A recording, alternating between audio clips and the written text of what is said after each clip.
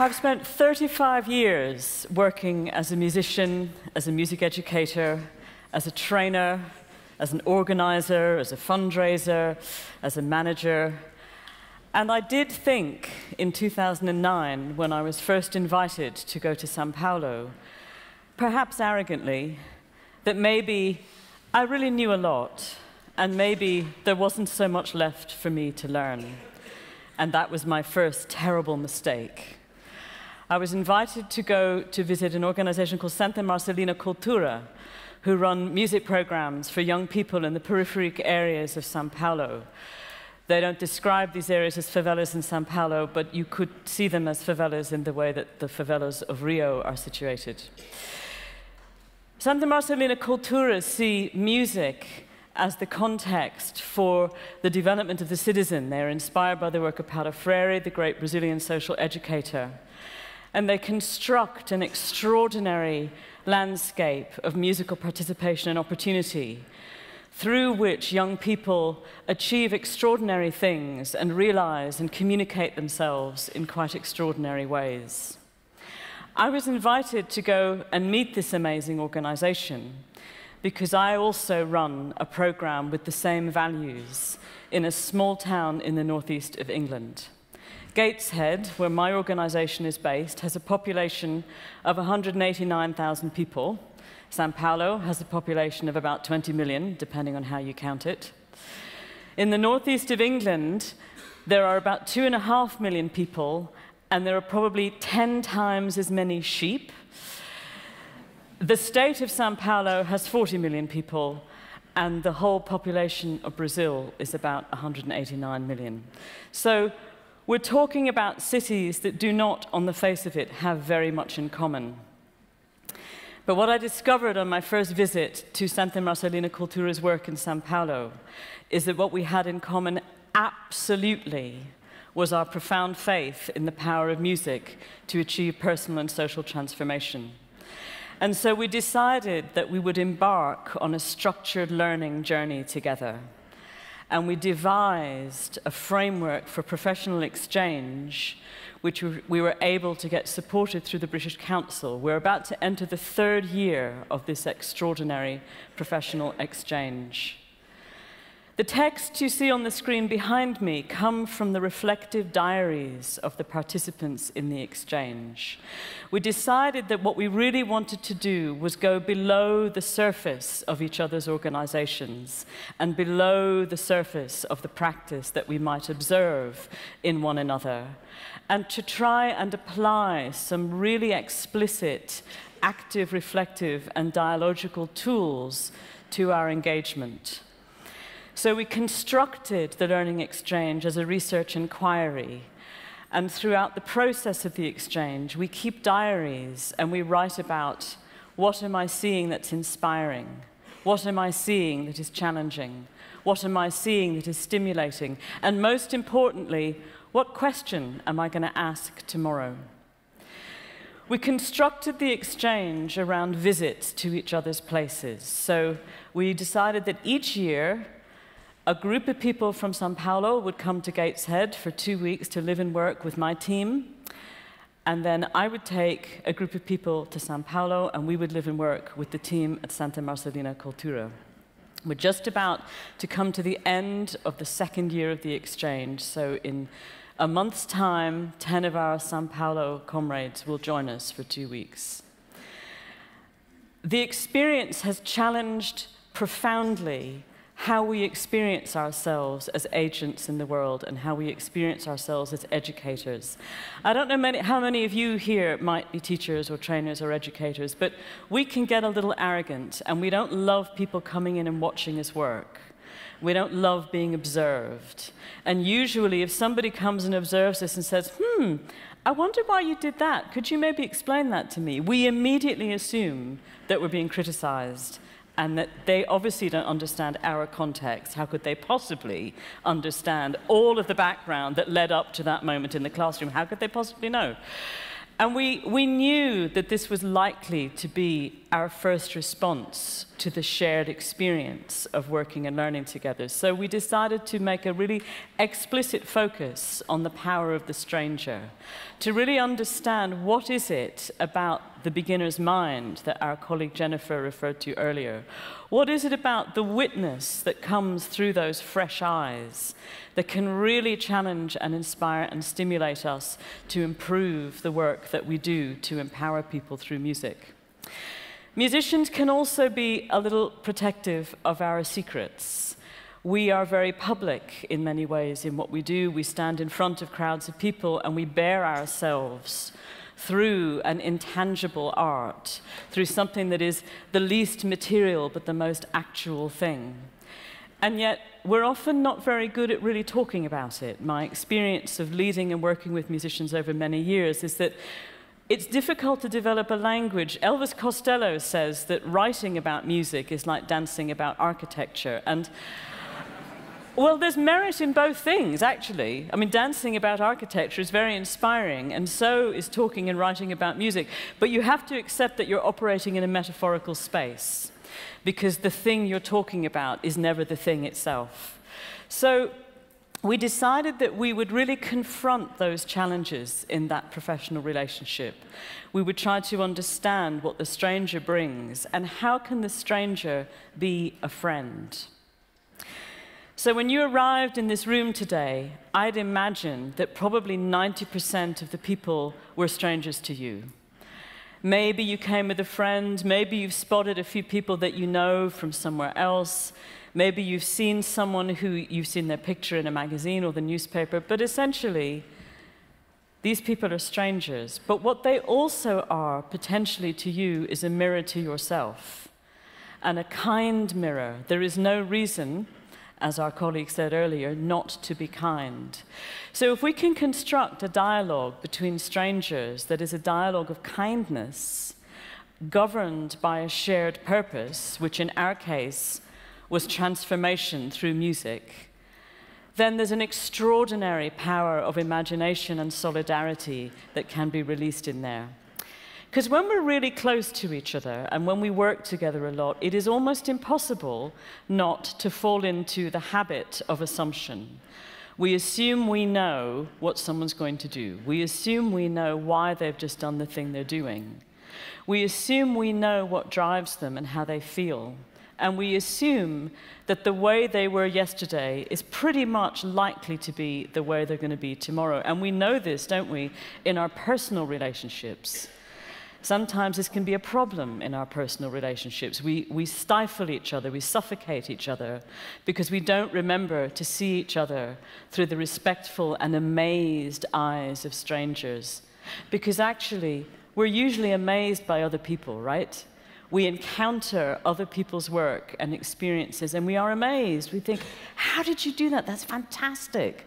Wow, look at that change you're making in the world. We don't think, not sure about that outfit.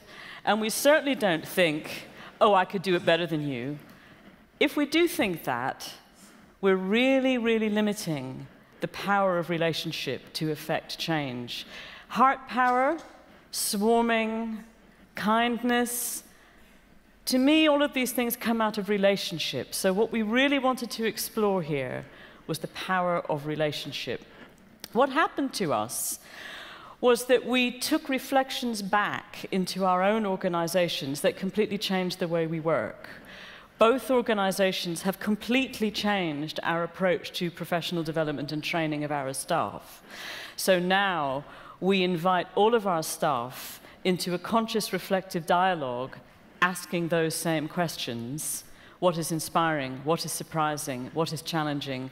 What question am I going to ask tomorrow? And we make explicit the results of those self-inquiries, and we go in and out of each other's rooms, and we observe each other's practice, and we give each other reflective feedback as peers on a structured basis.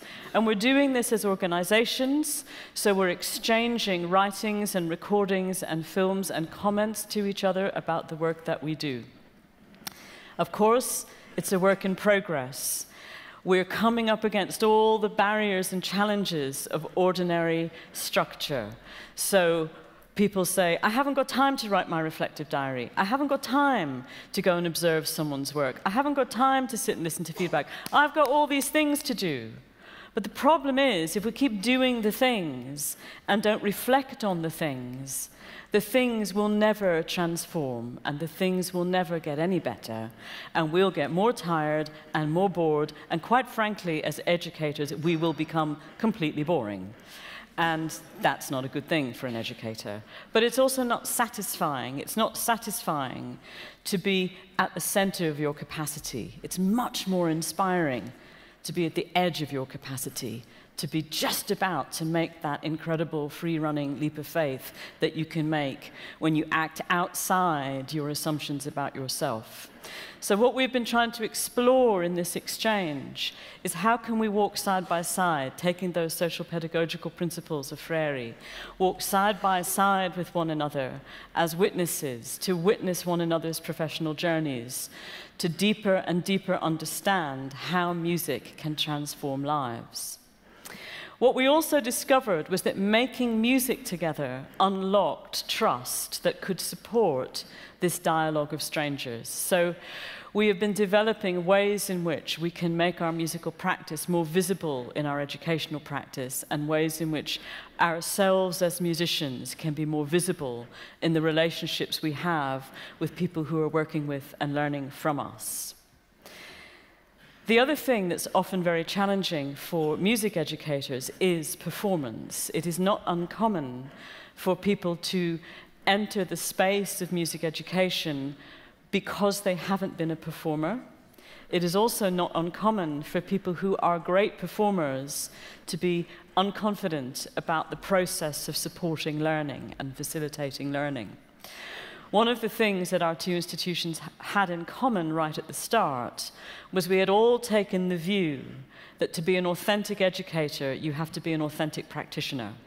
And so all of the music educators in our organizations and all those participating in our exchange are active, practicing, performing, composing, and creating musicians. And this brings an added depth to our dialogue, because sometimes we're exchanging insights about each other's work in words, and sometimes we're exchanging recordings or sharing songs, which in that metaphorical way become comments on how we feel about the practice that we're engaged in developing young people's musicality. We invited the young people in both of our institutions into the dialogue about this professional learning because they are also professional learners. And we've been exploring with those young people, what would they like their music learning experiences to be constructed like? How would they like the dialogue between themselves and their peers and the adult or the facilitator to be organized? What would the musical ambitions be? What would the personal ambitions be that could come out of a co-constructed, shared learning journey, so that the musician who's the teacher, so-called, is really just one supportive guide on the journey to musical exploration leading to personal transformation. So when we were in São Paulo in October, we had an extraordinary representation from a group of the young people we've been working with who gave us all feedback, not only on the experience of the musical practice, but on their witnessing of our learning journey as educators. And they gave us such support and affirmation for the courage that it takes to expose oneself in that way to one's peers, but also that they could feel the warmth and the inspiration and the imagination, the value coming back into the work we were doing together with young people that was coming from that learning dialogue we were exploring ourselves. So we're going to repeat that process in Gateshead in May and invite young people to feed in and comment. I just noticed this picture. This is very important. This is the heart of the next challenge, because for 2 years we've been constructing a dialogue of strangers. We've been using otherness and difference and challenge to deepen our understanding of our practice and improve it. But the problem is now we're friends. Now we all really like each other. And now we know lots of things about each other's lives, and we know why we make the professional choices that we make and the musical choices that we make. So the risk for us now is that we'll slip into that comfortable place, that comfortable relationship where, because of kindness, so-called, and because of respect, so-called, we stop asking ourselves the really challenging questions, and we stop giving ourselves the feedback that's hard to hear. So what we're going to be doing in the next year of this exchange is exploring that dynamic, that human process. How do we retain within our conversations as friends that professional strangeness, that personal strangeness? Of course, our two cities help us to do that because they remain as different as two cities could possibly be.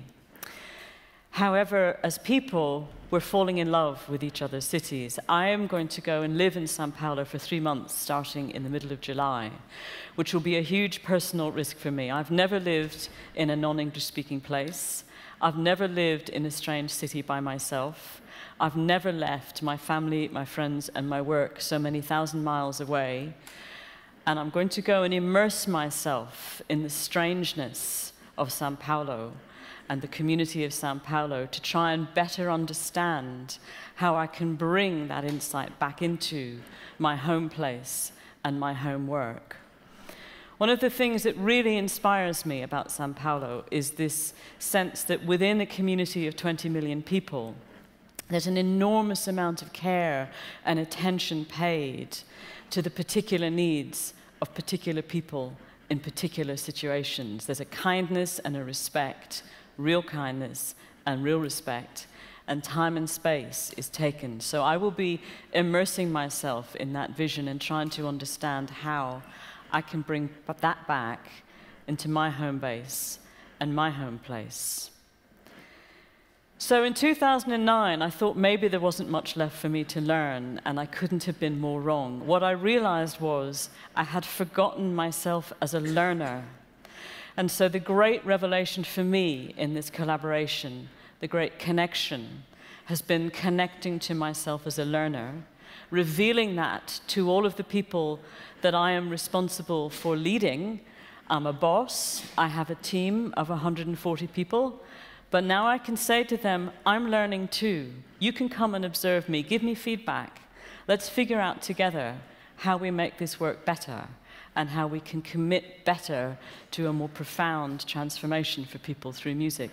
So my invitation to you is, when you go home tonight, write in your diary what was inspiring, what was surprising, what was challenging, and what question am I going to ask tomorrow? And find yourself a stranger from whom to elicit an answer. And really listen to the stranger. And if the stranger says something that frightens you, or shocks you, or alarms you, or insults you, be very grateful, because that allows you to see yourself in quite a fresh and different way, and you can give that back. Thank you.